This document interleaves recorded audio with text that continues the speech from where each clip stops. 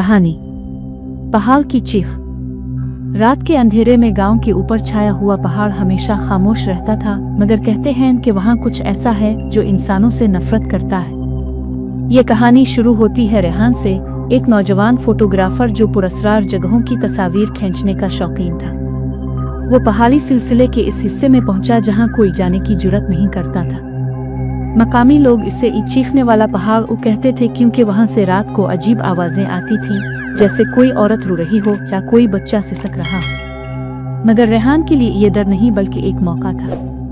वो अपने कैमरे के साथ इस पहाड़ पर चढ़ने निकल पड़ा। आसमान पर चांद नहीं था, सिर्फ धुंध हुआ में सर्दी और दरख्तों की सांसें। रास्ते में इसे एक पुराना बोर्ड मिला जिस पर लिखा था, वापस चले जाओ, पहाड़ जिंदा है।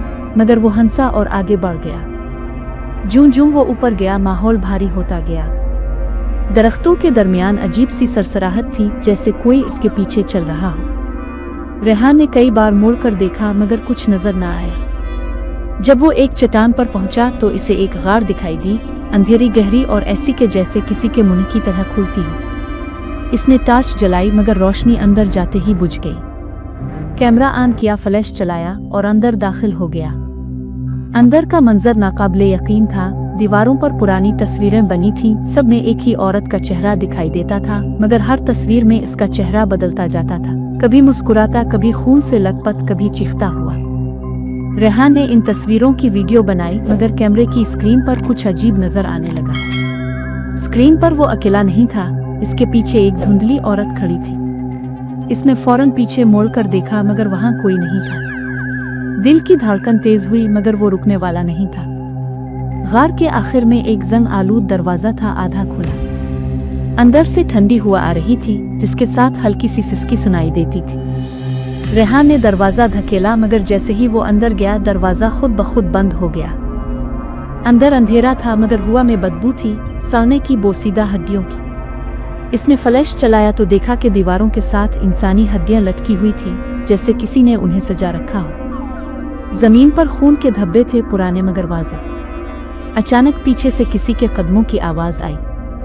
वो मुड़ा मगर कुछ नजर नहीं आया। फिर कानों में आवाज आई, यहाँ कोई तस्वीर नहीं लेता, जो लेता है वो तस्वीर बन जाता है। रेहान की सांस रुक गई। इसने कैमरा ऊपर उठाया और आहिस्ता आहिस्ता फ्लैश के साथ तस्वीरें लेने लगा। तीसरी तस्वीर के फ्लैश में वो औरत दिखाई दी, वही जो दीवार पर बनी थी, मगर अब वो जिंदा थी। इसकी आंखें सफेद थीं और मुंह से चीख की आवाज निकली।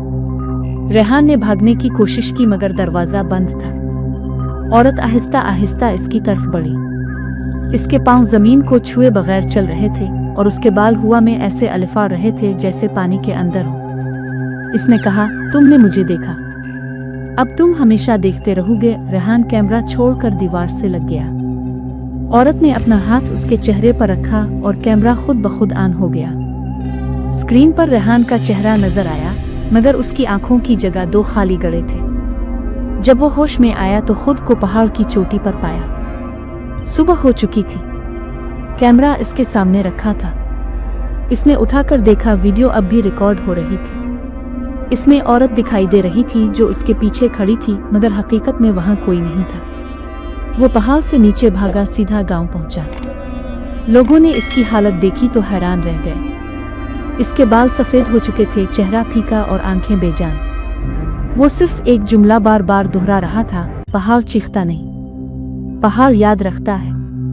अगले दिन गांव के चंद लोग इस पहाड़ पर गए जहां से वो आया था। वहां उन्हें इसका कैमरा मिला, मगर वीडियो में आखिरी मंजर कुछ और था। इसमें रेहान नजर आ रहा था, मगर उसके पीछे दीवार पर एक नई तस्वीर बनी थी, एक फोटोग्राफर के चेहरे की। इस दिन के बाद रेहान लापता हो गया और पहाड़ की रातें दोबारा चीखों से भर गईं। कहते हैं कि जो कोई इस पहाड़ पर कैमरा लेकर जाता है, इसकी आखिरी तस्वीर हमेशा दीवार पर बन जाती है। और जब हुआ चलती है तो इसमें चीखों के बीच किसी की मध्यम आवाज सुनाई देती है, परफेक्ट शॉट। आखिरकार अब वो पहाड़ फिर खामोश है, मगर कभी कभार रात के वक्त कोई फ्लैश चमकता है, जैसे कोई अभी भी तस्वीरें खींच रहा हो। मगर कोई नहीं जानता वो इंसान है या पहाड़ खुद।